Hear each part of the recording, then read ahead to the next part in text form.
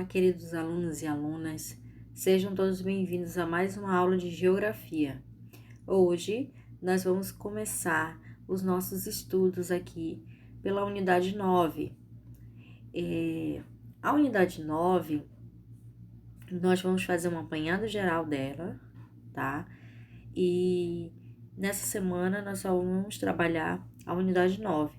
Nas demais semanas, iremos ficar recapitulando, né, os conteúdos para as seguintes avaliações do terceiro bimestre, né? Lembrando que este livro que nós estamos estudando na unidade 9, região norte, está nas páginas 36 a 51 do livro didático. Meu nome é Roseli Nascimento, sou professora de Geografia. Trabalho juntamente com a professora Ingrid Lima e professora Priscila, tá? Bom, esse vídeo lembrando, Priscila Marques, desculpa, tá? Nesse vídeo eu vou trazer um apanhado geral da unidade 9, relacionada à disciplina de Geografia, tá, meus amores? Então, a região norte, ela é muito rica em diversidade, né? Diversidade cultural. E a sua história começa desde os primeiros povos indígenas, né? Ali, quando a Amazônia foi colonizada, os primeiros povos habitantes deste local, desta cidade, eram os índios, né? Assim como lá no Nordeste, né? Aconteceu a colonização, do Brasil, tá? Iniciada aí pela Bahia, né? Já havia os índios, né? Eles foram os primeiros habitantes também naquela época. Não foi diferente aqui na região norte também, tá? Eu vou passando para vocês e, assim, os próximos slides eu vou passar a imagem inteira, tá? E minha fotinho, ela não vai aparecer aqui no cantinho da tela, mas eu vou estar falando com vocês, tá bom, gente? É só para que vocês possam visualizar melhor, tá? O conteúdo, tá? Eu vou só retirar a fotinha aqui rapidinho. Então, voltando aqui, os objetivos da nossa aula. Nós temos 5 objetivos quando nós estudamos a unidade 9, tá? O primeiro deles é compreender as características naturais específicas da região norte. O próximo, compreender os aspectos culturais e sociais da região. Seguida, analisar as estratégias para o desenvolvimento industrial e econômico. Entender os problemas socioambientais, estratégias, né? Também e as estratégias para o desenvolvimento sustentável. E reconhecer a importância das estratégias de proteção do território nacional. Então, neste capítulo, nós vamos analisar as características da região norte, assim como as demais regiões. O norte é importante para diversos aspectos, em especial a presença da floresta amazônica, que é a maior floresta tropical do planeta. E, além disso, destaca-se também a extração de mineral, a produção de bens de consumo. Cada região brasileira ela apresenta suas singularidades. Quando o texto fala que ela representa as suas singularidades, ou seja, cada região brasileira elas têm suas características próprias. E todos os estados que estão divididos nas regiões, elas apresentam características, esses estados vão apresentar características semelhantes, tá? Suas características específicas, marcadas em alguns casos por heranças culturais, a região norte notadamente sofreu muita influência indígena, o que torna ainda mais rica e singular o contexto nacional. Neste capítulo, vamos estudar as características mais marcantes da região, dando enfoque aos aspectos naturais, culturais, às atividades econômicas e até a importância da proteção das nossas fronteiras, tá? Eu estou acompanhando com vocês a página 37, tá? Nós começamos da página 36 em diante, vai até a 51, tá? Então, acompanhe as páginas, ok? Então, na página 37 ainda, nós temos um gráfico que busca compreender a região em formato de tabela, tá? Aí nós temos as unidades de federação, que são os estados: Acre, Amapá, Amazonas, Pará, Rondônia, Roraima e Tocantins. Nós temos a capital: Acre é Rio Branco, Amapá, Macapá, Amazonas, Manaus, Pará, Belém, Rondônia, Porto Velho, Roraima, Boa Vista e Tocantins, Palmas. Em seguida, nós temos a população estimada, né, em 2017, ou seja, uma estimativa, tá? Foi analisada, né, essa pesquisa, foi contado o número de habitantes, né, o número de população no ano de 2017, através dessas pesquisas populacionais aí, demográficas, na verdade, do IBGE, e a área ocupada, né, por cada unidade de federação, tá bom? Aí nós temos a densidade demográfica, habitantes por quilômetros quadrados, né, o número equivalente aos habitantes por quilômetros quadrados. Este quadro, ele tem origem do IBGE, tá, que foi acessado em 2 de outubro de 2017, mas foi produzido em 2017 este quadro, tá, através de pesquisas de dados, coletas, tá, para verificar se essas informações elas são verdadeiras, né? E também para ela poder ser publicada, tá bom? Nós temos o mapa da região norte. Verificamos que nós temos capital estadual, nós temos as cidades, nós temos a linha internacional, nós temos os limites estadual e os rios, né? Que são os cursos entre os estados, né, dessa região norte, que estão representados pela cor azul claro.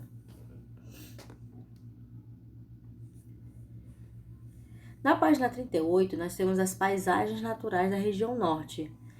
A região norte, por exemplo, ela é uma das 5 grandes regiões estabelecidas conforme os critérios do IBGE para a regionalização dos estados brasileiros e conta com 7 estados. Seus limites são definidos pelas divisas dos estados e as fronteiras internacionais, como os países vizinhos. Trata-se da maior região brasileira, correspondendo a aproximadamente 45% do território nacional. Apesar da vasta área pouco ocupada, com uma densidade demográfica de 4,6 habitantes por quilômetros quadrados. Bom, vocês podem até imaginar, professora, mas como assim? 4,6 quilômetros habitantes por quilômetros quadrados, né? Vão dividir um habitante ao meio? Não. Essa contagem ela é dividida, ela tem o seu gráfico, né? E a sua fórmula, que é dividido por 100, né? E distribuído, essa população ela vai ser distribuída por quilômetros quadrados, né? Então, por isso que tem essa vírgulazinha, tá? Para que seja um cálculo bem, vamos dizer assim, aproximado da realidade, tá? Por outro lado, a região apresenta maior taxa de preservação, embora sofra alterações pelas atividades humanas, como a mineração e expansão da fronteira, tá? A presença de floresta equatorial úmida, denominada floresta amazônica, é a principal e mais marcante característica natural da região. Ela influencia o clima não só da região, como também de grande parte do território brasileiro. É importante antes fazer uma distinção entre termos que se confundem: a região norte, a floresta amazônica e a Amazônia Legal.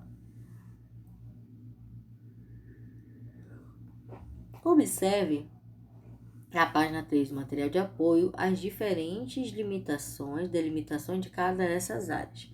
Então, lá no material de apoio, na página 3, vocês vão verificar as áreas e as delimitações entre elas, tá bom?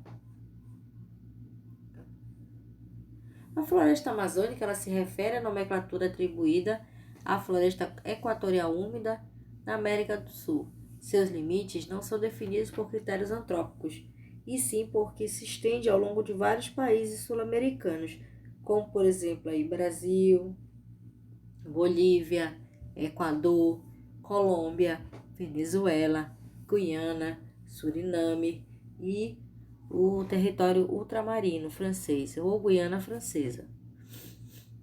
Bom, já a Amazônia Legal representa exclusivamente a parte do território brasileiro, onde predomina a floresta amazônica, tá?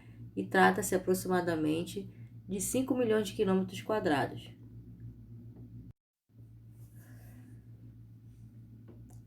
O estabelecimento da Amazônia Legal tem como base a delimitação de uma área para atuação de política pública diferenciada. Vamos analisar algumas das principais características naturais da região norte a seguir. Bom, essas características elas são físicas, né? A primeira característica que entra na nossa observação é o clima, tá? Tendo em vista que a enorme área não é a grande diversidade de clima da região norte, é válido lembrar que a classificação climática pode demonstrar diferentes aspectos de acordo com o critério de estudos realizados. De modo geral, existe uma predominância do clima equatorial úmido, tá? Com alteração para equatorial semiúmido. Em algumas áreas, na porção mais setentrional da região, tá? Além do clima tropical que ocorre em partes dos estados do Pará e também em Tocantins, né? Então, Pará e Tocantins, eles têm a incidência do clima mais tropical, né? Isso se dá por exemplo, pelas ilhas ali, pelo litoral, entendeu? E aí eles têm uma diferenciação do clima ser mais tropical. E aí nós temos o mapa da região norte do clima, tá? Que demonstra os 3 tipos de climas que nós encontramos na nossa região. O verde mais escurinho está representando o equatorial semiúmido, o mais claro está representando o equatorial úmido e o laranja está representando o clima tropical, tá?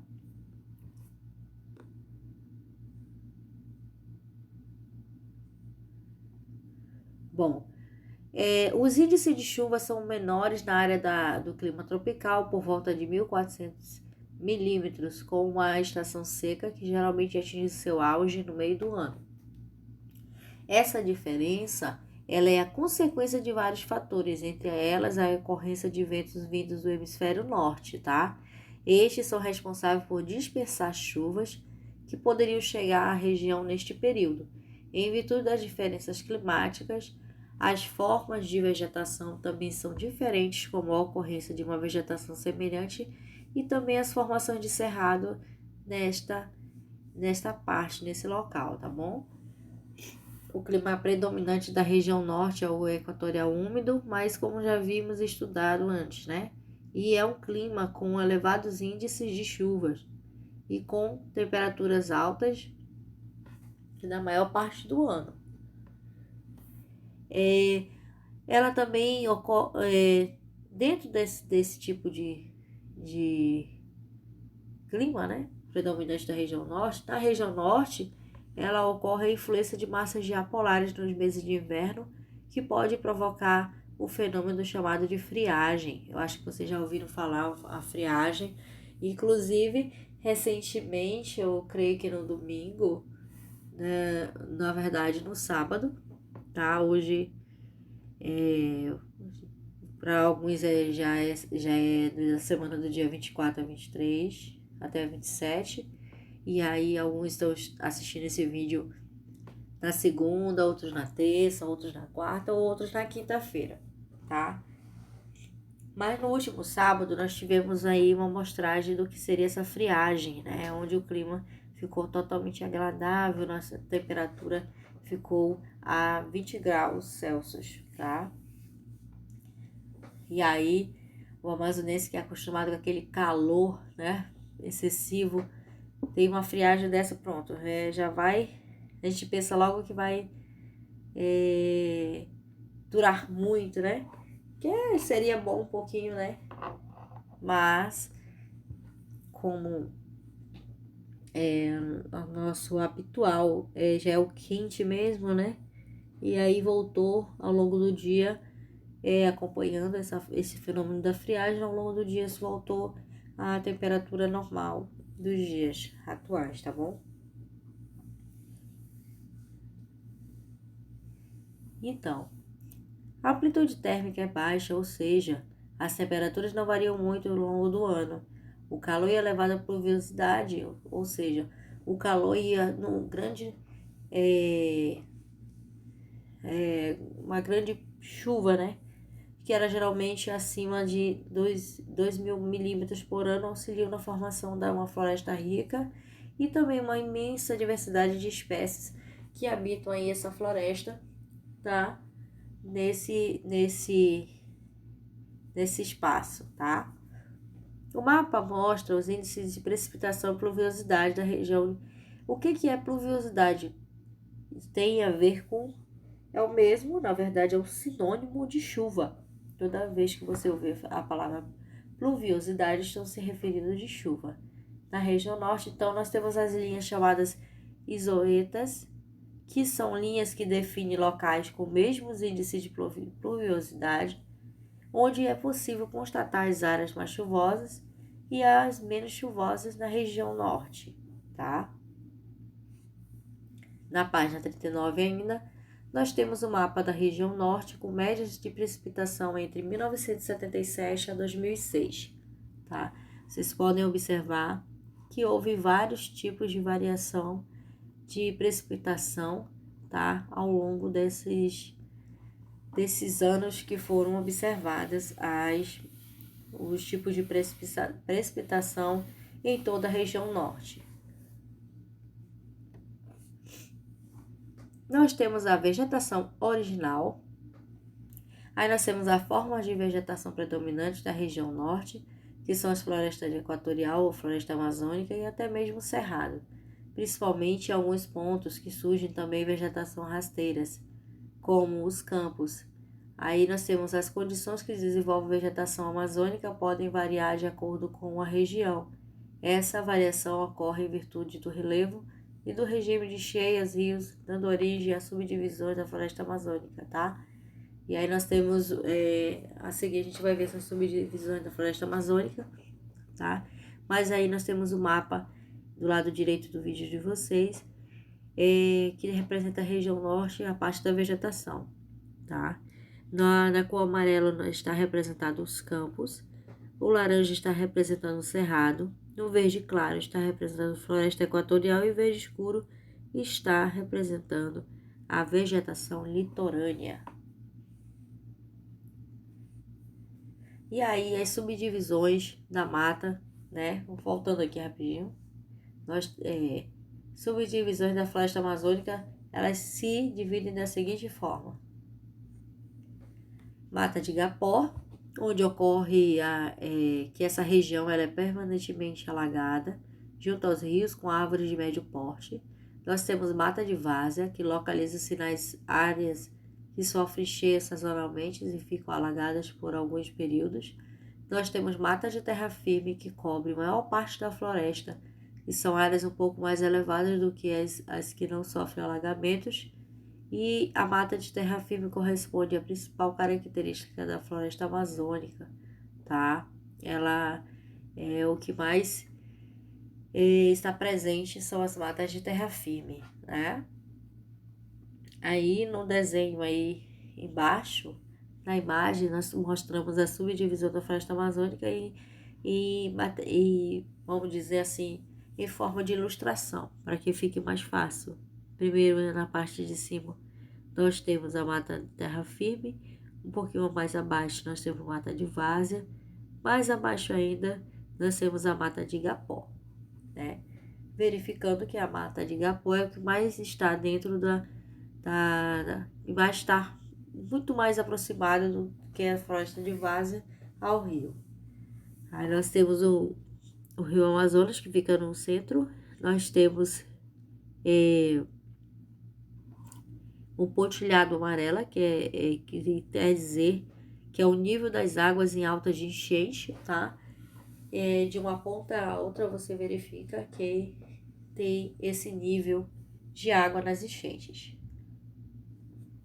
Aí nós temos a floresta amazônica, que é uma floresta composta de uma grande diversidade de espécies, como você pode observar na ilustração, né, do seu material de apoio na página 3, tá bom? E nós temos aí a presença de árvores de grande porte, geralmente com alturas entre 30 a 40 metros, que formam um dossel e que transforma a floresta, quando vista de cima, em um imenso tapete verde, tá? Abaixo desse dossel, protegido pela sombra das árvores maiores, forma-se outro estado de vegetação, composto de árvores de médio porte. Há ainda dois estratos formados por vegetações arbustivas e rasteiras e meio densas e até mesmo fechadas.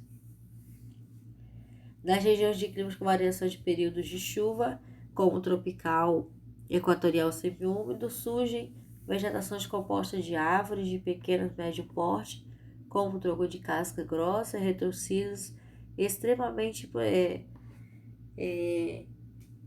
possui também vegetação de gramíneas, composta basicamente de capins.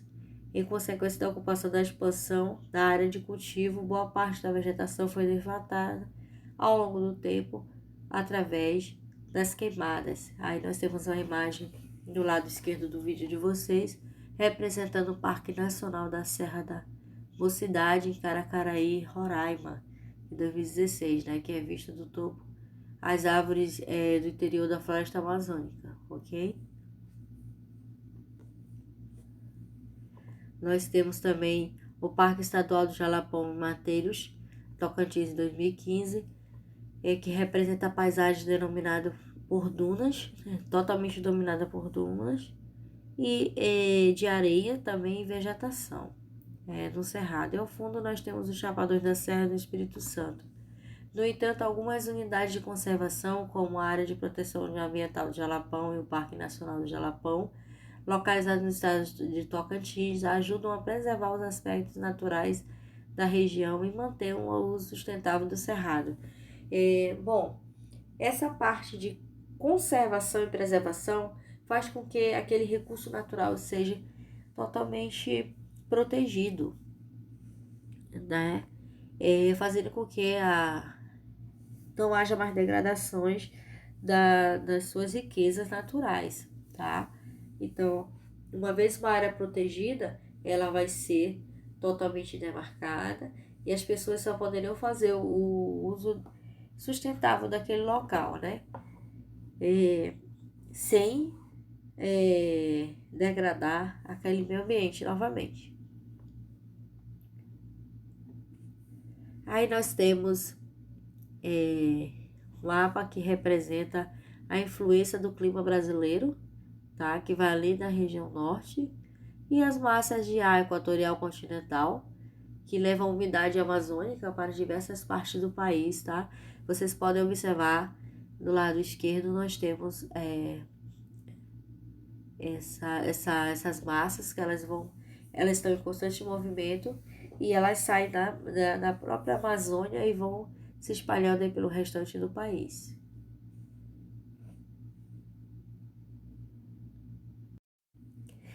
Nós temos aí os chamados rios voadores, que são aqueles que distribuem água pela Amazônia. Neste momento, os rios poderosos levam umidade para vastas regiões da América do Sul, mas eles não são rios comuns, eles são chamados de rios voadores. Os rios voadores são popularmente conhecidos por fluxos aéreos e maciços de água que se formam aí em um vapor que vem em áreas tropicais do Atlântico e são alimentados pela umidade e se evapora na Amazônia.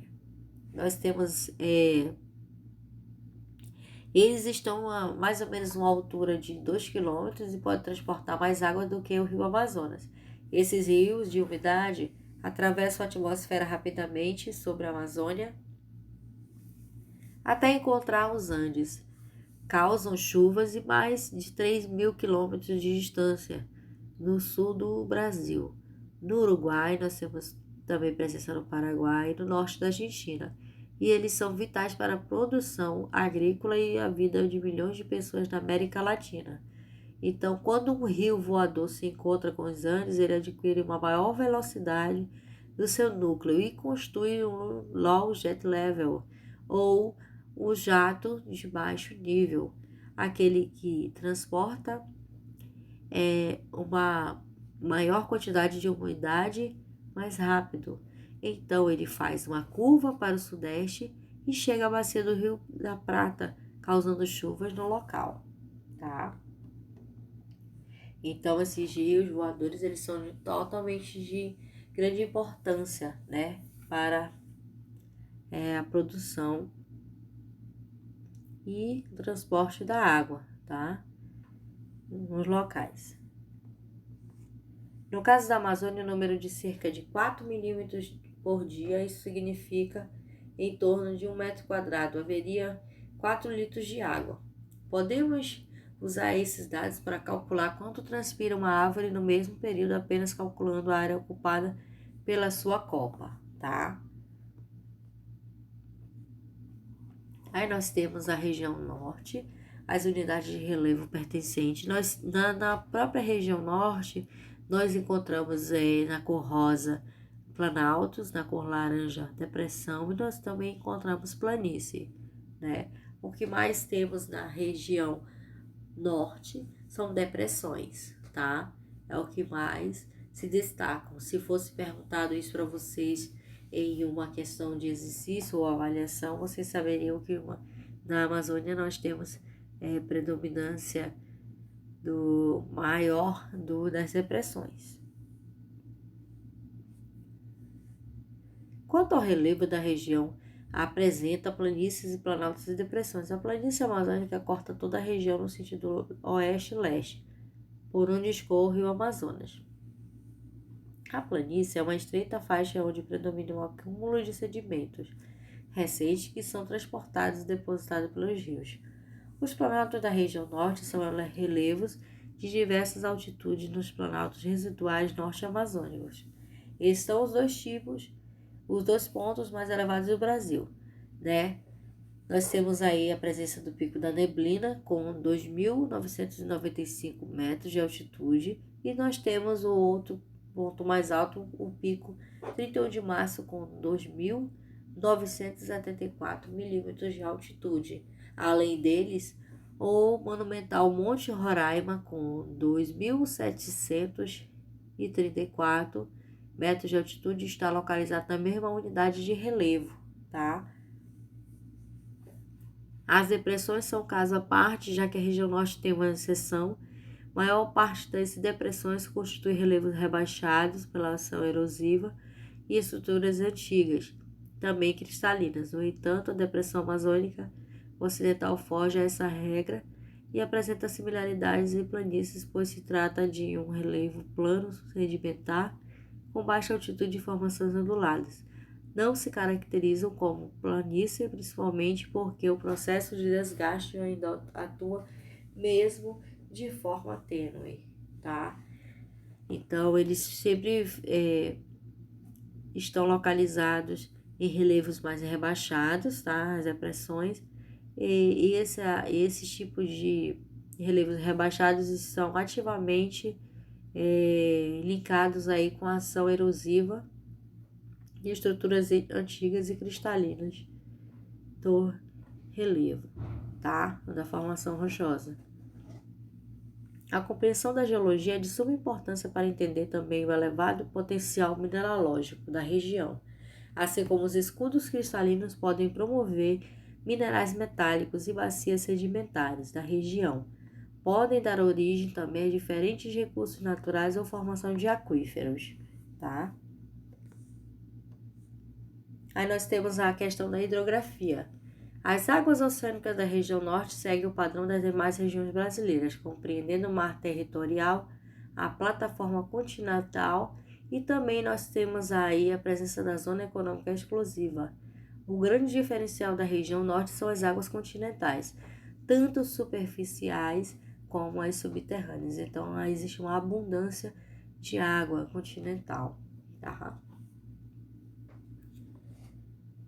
A região norte dispõe de maior região hidrográfica do Brasil e a maior bacia hidrográfica do mundo. A região hidrográfica amazônica, ela é constituída pela porção brasileira e bacia hidrográfica da Amazônia, tá? O que corresponde a cerca de 63% da bacia pela ilha de Marajó, pelos rios que cortam o Amapá e destinam diretamente para o Oceano Atlântico. Também se destacam aí nessa localidade a região hidrográfica do rio Tocantins e Araguaia, que é uma da pequena parte da região hidrográfica Atlântico Norte, Nordeste, na verdade, Ocidental e no estado do Pará. Aí nós temos o mapa que representa a região hidrográfica amazônica, nós temos o limite internacional, o limite estadual e a presença do rio, tá? Observe que a presença do rio, do curso do rio, ele passa mais em algumas áreas do que em outras, ok?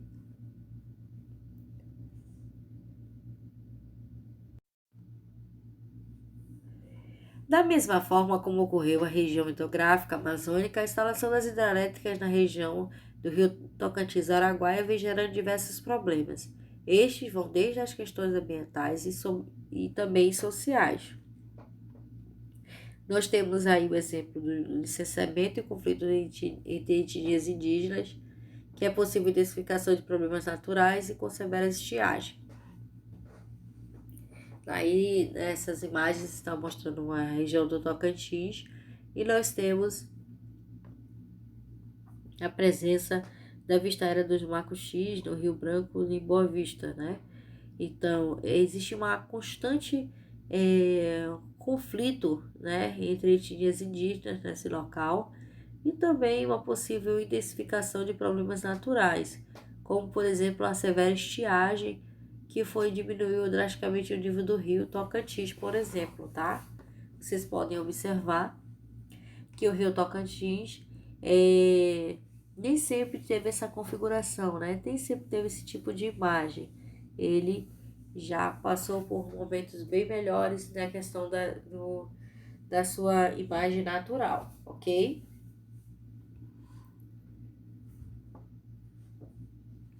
O baixo nível das águas do rio está relacionado à redução das chuvas e, consequentemente, a seca da região, mas também pode estar relacionada à construção de barragens e também de usinas hidrelétricas, tá bom? Quanto às águas subterrâneas da região norte, conta com um dos maiores aquíferos, tá?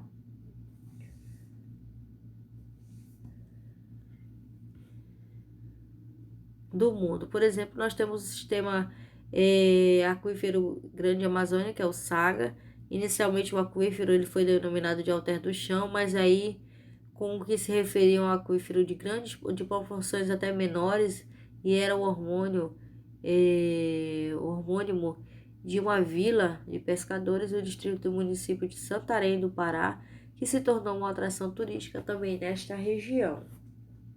Aí nós temos a imagem dos barcos de transporte fluvial de pequenos portes, de pequeno porte ali, na verdade, da vila de Alter do Chão, no município de Santarém, no Pará, em 2014, ok?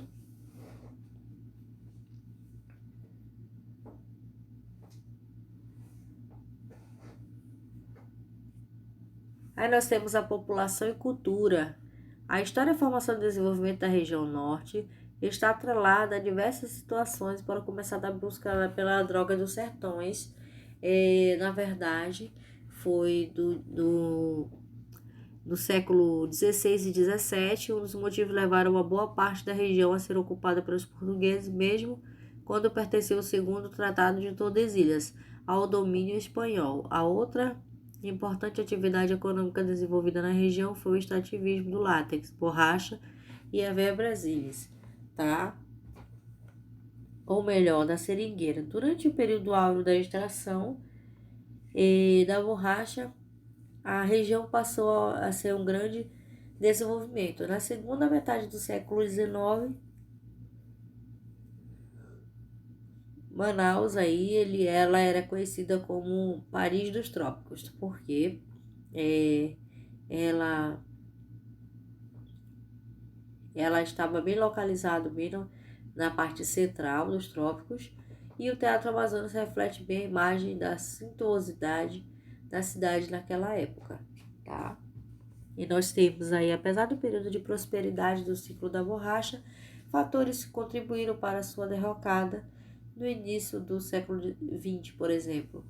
Entre eles, a produção da Vera brasilis na Ásia, levada para aquele continente de modo clandestino, tá? Que era a planta que era representada e, na verdade, que era a planta que era originária da borracha, tá? Da seringueira.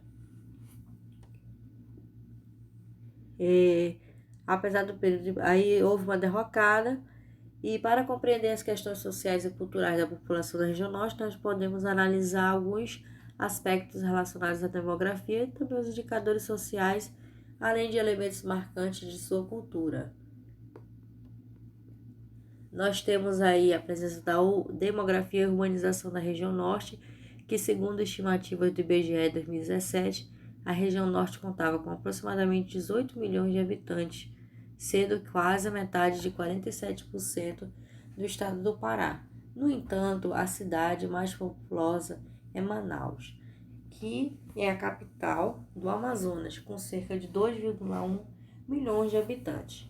Aí nós temos um gráfico que representa a esperança de vida ao nascer nos anos de 2014, tá? Essa pesquisa foi realizada.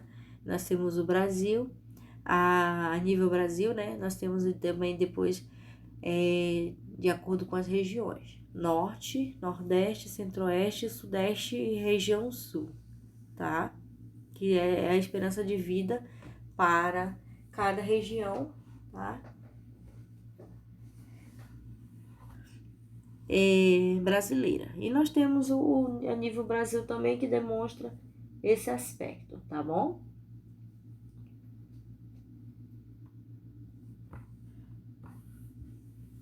Aí também nós temos essa imagem ao lado direito, demonstrando as lojas do centro comercial de Macapá, tá? Que faz com que a cidade ela fique mais urbanizada e haja também mercadorias acessíveis à população que vive ali nas cidades. Os indicadores sociais ainda não são os melhores, porém apresentam grandes evoluções nos últimos anos. Em 2004, a esperança de vida ao nascer era 69,1 anos, já em 2014 a média subiu para 71,8. Mudança nesse indicador social revela diretamente a melhoria de vida da população, principalmente na saúde e também no saneamento. No entanto, é possível perceber que a média da região norte se mantém como uma menor e se comparada a outras regiões brasileiras. Tal situação tende a melhorar na medida em que são aprimorados os serviços nos setores de saúde e de educação, entre outros, ampliando e atendendo às demandas da população. Então, existem serviços que ainda precisam muito de melhorar na região norte, principalmente a questão da saúde, educação e outros serviços, mas a que mais se deixa evidenciar aí é a questão da saúde e da educação, tá bom? Nós temos a taxa de urbanização da região norte, que ela é a segunda menor entre as regiões brasileiras, por volta de 73% das pessoas vivem em áreas urbanas e somente 27% das pessoas estão vivendo em áreas rurais. Em Manaus, Amazonas é a maior cidade da região, seguida de Belém do Pará, Porto Velho e Roraima. A maior concentração populacional em torno da cidade de Manaus se explica também pela industrialização da cidade. Tal fato só foi possível graças às políticas governamentais e incentivos que deram origem à Zona Franca de Manaus, tá bom? Aí nós temos a vista noturna do centro da capital de Porto Velho. Segundo a estimativa do IBGE, para o ano de 2017, a cidade de Porto Velho tem aproximadamente em torno de 520 mil habitantes na cidade. Aí nós temos a imagem da Zona Franca de Manaus, que ela foi estabelecida por meio de iniciativas do governo para promover o desenvolvimento econômico da região norte e atenuar as desvantagens quanto à localização em relação aos principais centros consumidores do país. A criação da Zona Franca de Manaus ocorreu em 1967, porém, muito antes disso já se cogitava a criação de um polo industrial que atraísse investimentos para a região. O governo federal criou a Superintendência da Zona Franca de Manaus, a SUFRAMA, órgão responsável por desenvolver estratégia para, na verdade, atrair investimentos e promover o desenvolvimento econômico regional. Desde o seu processo de criação, a principal política usada pela atração dos empreendimentos é a isenção fiscal, ou seja, a redução ou eliminação de impostos sobre os produtos fabricados no polo industrial de Manaus. Por isso, a Zona Franca de Manaus ela é considerada uma área de livre comércio para importação e exportações, tanto para os setores industriais como o agropecuário. Devido a essa questão da taxa de isenção, há um atrativo para as outras regiões e para as outras trabalhadores e empresários de outras regiões fazerem, vamos dizer assim, investimentos, né, na região norte, tá? Aí tem as suas vantagens e desvantagens, né?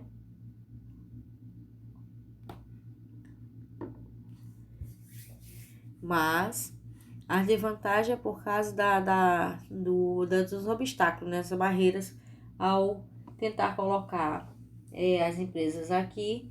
E também as vantagens, nós temos aí os incentivos fiscais, a redução de impostos para que essas empresas elas fiquem e produzam sempre mais para contribuir com o crescimento da região norte. Nós temos, além disso, as tarefas cobradas através de importação, tá? E componentes e equipamentos são bastante reduzidos. E o que atrai as indústrias depende de componentes importados e produzem comércio dentro do próprio país, tá? Nós temos a influência indígena, que os povos indígenas nativos do território atualmente considerado brasileiro. Desde antes da chegada dos europeus, os indígenas já estavam na localidade, na região norte, mas infelizmente, em virtude da forma que ocorreu a colonização, muitos culturais indígenas foram se perdendo e alguns índios foram até esquecidos através dessa cultura e também dizimados pela conquista das terras e disputa mesmo das próprias terras, já que os indígenas eles eram os primeiros habitantes a serem, vamos dizer assim, os primeiros moradores desta região. Entre as etnias mais populosas, nós temos o Ticuna, que representa 6,8% da população indígena brasileira, que vivem às margens do rio Amazonas e em suas proximidades os territórios do Brasil, Peru e da Colômbia, e ainda preservam rituais, passagem para a vida adulta, que são características desse grupo. Outra etnia que é elevada à população é a Macuxi, que vive ao lado, na verdade, ao longo do estado do Roraima, na terra indígena Raposa Serra do Sol, dividindo o espaço dos povos Mapixana e estabelecendo uma relação de vezes conflituosa. Os Macuxi sobrevivem da caça e pesca, mas em alguns casos mantêm pequenos rebanhos de gado também, tá? Nós temos a diversidade cultural e a influência dos povos indígenas na cultura brasileira não se restringe só na região norte. Ela está presente e faz parte da cultura brasileira em diferentes aspectos, em termos linguísticos e nomenclaturas, hábitos cotidianos, alimentação, artesanato, entre outros. Outro exemplo também nós temos bem visível a presença além dos indígenas, nós temos também a presença dos africanos e europeus que fizeram parte da formação aí da nossa diversidade cultural da região norte. Nós temos também o exemplo do boi bumbá, que é mais recorrente das regiões norte e nordeste, porém conhecido em todo o país, tá? O boi bumbá, ele teve influência também do nordeste, com o Bumba Meu Boi, e fez com que esse tipo de expressão cultural tivesse mais aspectos indígenas, já que a sua colonização, desde o tempo da colonização, os primeiros habitantes eram os índios, então eles teriam ainda que demonstrar a sua raiz, tá? Nós temos a página 50, que além das manifestações fortemente marcadas pela presença indígena, existem outras na região norte, como o Ciro de Nazaré. Nós temos o Patrimônio Cultural da Humanidade da Unesco, que envolve também a demonstração de solidariedade, afetividade e manifestação sociais populares. Então, aí nós temos a imagem do Comitê de Barcos durante a comemoração de Ciro de Nazaré, em Belém do Pará, em 2015. Aí nós temos o ritual da tucandeira, né, que trata-se de um ritual de passagem ou iniciação da masculina da vida adulta. De acordo com a tradição, demonstra força e coragem. Os jovens indígenas devem permitir que as formigas tucandeiras piquem ao menos 20 vezes. Para isso, eles devem inserir um braço com uma luva de palha cheia de tucandeiras, que são as formigas, e permanecer assim por mais ou menos 15 minutos. As formigas tucandeiras podem chegar a mais de 2 centímetros e suas picadas provocam uma dor intensa aí na vítima, né? Naquela pessoa que ela está fazendo esse ritual. E ao longo do ritual, toda a tribo festeja com danças típicas da tribo e cantos, tá? Aí nós temos as questões ambientais, que a Amazônia Legal é uma parte do território brasileiro que demanda uma abordagem diferenciada. Quanto às questões ambientais, aí nós temos a presença das unidades de conservação, que são denominadas simplesmente UC, que são porções do território que apresentam um tipo de característica natural importante que deve ser mantidas, preservadas, conforme assegurar a sobrevivência de diferentes espécies e ao longo do território brasileiro. Aí nós temos o que é diferente aí do tipo de categoria de uma unidade de conservação. Basicamente, podemos dividi-la em 2 grupos principais. O primeiro grupo são as unidades de conservação de proteção integral, que são áreas destinadas exclusivamente à preservação e à pesquisa científica para garantir a manutenção da vida silvestre e dos ambientes naturais. Bom, nós temos a segunda, que é a unidade de proteção sustentável, que onde áreas de usos diversos, diferentes características e níveis de conservação. Nesse caso, a exploração é permitida conforme os limites e as normas estabelecidas pelas leis de proteção ambiental. Essa é uma boa iniciativa para estimular o uso sustentável do ambiente, como, por exemplo, os 2 tipos. Podemos citar o Parque Nacional das Montanhas de Tumucumaque, que é uma unidade de conservação de proteção integral, a Reserva Extrativista de Chico Mendes, que é uma unidade de conservação de uso sustentável. Aí nós temos dois exemplos do Parque Nacional do Tucumumaque e uma unidade de conservação de proteção integral da Reserva Extrativista Chico Mendes, que é uma unidade de conservação de uso sustentável. Aí nós temos aí também a Reserva Nacional do Tucumumaque, que é o maior parque nacional do Brasil, com mais de 38 mil km² de extensão, maior que corresponde até mais do que o território da Bélgica. E esse parque se localiza nos estados do Amapá e do Pará, tá?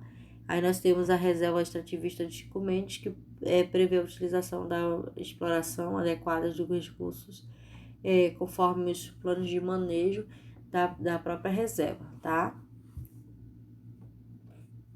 E aí, meus amores, peço a todos que realizem suas atividades dos livros didáticos e livro de atividades, tá? Mantenham em dia essas suas atividades. Em caso de dúvidas, estamos aqui para melhor orientá-los, ok? Desejo a todos bons estudos, fiquem com Deus e qualquer dúvida estaremos aqui no privado. Tchau, gente. Bons estudos.